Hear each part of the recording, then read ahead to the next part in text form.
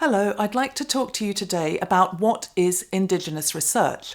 I should clarify first that I'm a student of Indigenous research. I'm not an expert because I'm not an Indigenous researcher myself.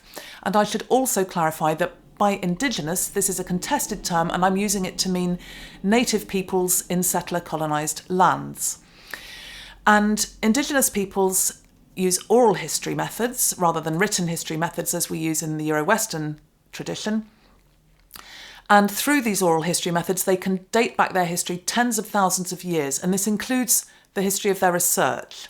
So the Indigenous research paradigm predates Euro-Western research. We can only date our research tradition back a few thousand years because we're dependent on print.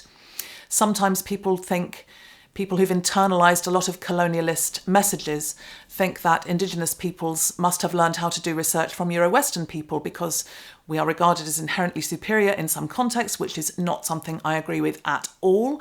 So I would like to debunk that myth. The Indigenous research paradigm has been around a lot longer than the Euro-Western research paradigm, and we can learn a lot from studying Indigenous research. Indigenous researchers have begun writing books that we can use and journal articles, and we can learn, for example, that Indigenous research is inherently creative. There's no split, as there is currently in Euro-Western research, between creative and conventional methods.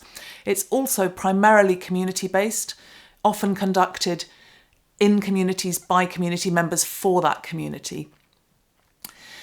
And it's incredibly ethical. And Indigenous ethics is really something worth looking at. There are some key principles that, from what I've read, appear to be common to the majority of Indigenous peoples around the world. These are principles such as accountability, where researchers hold themselves accountable to everyone and everything that comes into contact with the research, to reciprocity, so people who participate in research should receive something in return for their participation, communality of knowledge. In the Indigenous principles, knowledge is held communally. There's no concept of intellectual property and making money from your knowledge. When someone has an idea, it immediately belongs to everyone, not being the property of that person. And there are other ethical principles too. I find Indigenous research methods and ethics absolutely fascinating. And if you have any interest in research methods or research ethics, I strongly recommend reading and citing work by Indigenous researchers.